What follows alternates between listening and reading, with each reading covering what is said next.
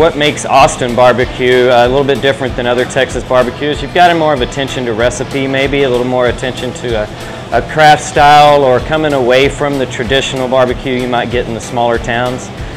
It may be a little bit more competitive here in Austin. I think that you've probably got, you know, 8 or 10 of the best barbecue restaurants in the state right here in Austin, Texas. I mean, Texas alone has like 5 or 6 distinct barbecue regions. Austin is, I think it's developed its own style over the last 5 years. I don't think it really had its own style maybe the last 5-10 years when it's kind of blossomed of sorts.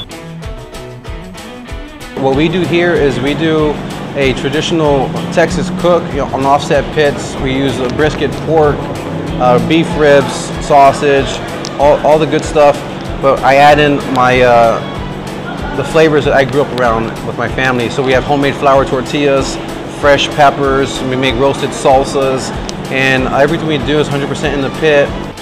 One difference I see is I think that less smoke.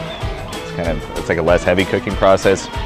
Like a hotter, cleaner fire is kind of the desirable thing here. Better, cleaner flavor, I think, than something that's a little bit smoggier.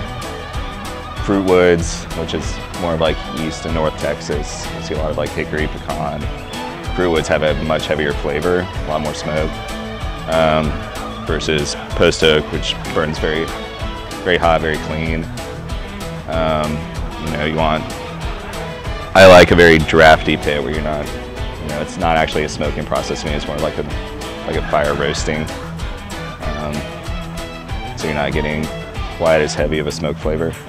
The biggest seller is always brisket. Figure 50% of everything you're selling by weight is going to be brisket. Then the rest kind of is divvied up amongst all the other meats. Using oak wood signifies more than just Austin. It signifies Texas barbecue, or Central Texas barbecue.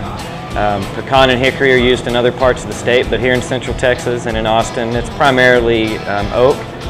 You know, my favorite thing to cook is probably pork ribs right now, because I've spent so much time over the last couple of years cooking pork ribs and really trying to hone in the recipe that we've developed here, along with another cook that's helped us out on it. So I'm really enjoying that.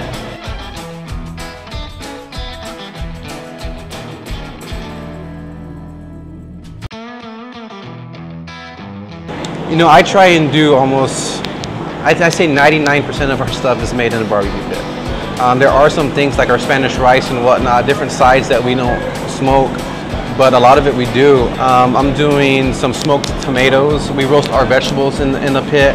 I make apple cobbler in the barbecue pit and cast iron. And I feel like a lot of times people are like, oh, you're gonna do that in barbecue pit? You're gonna do that? I'm like, well, yeah, well, why not? Because before we had electricity and gas, you know, how did people cook? Cook over fire. Cooked in ovens with fire, you know, wood fire ovens and whatnot. The key is maintaining a good fire and burning a clean fire. If you are smoldering your wood or coals and you're choking the fire or whatnot, you're gonna have some bad tasting food. If you burn a nice clean fire, kind of apply similar techniques that you would cooking over a stove or an oven to the barbecue pit, you'll be nice.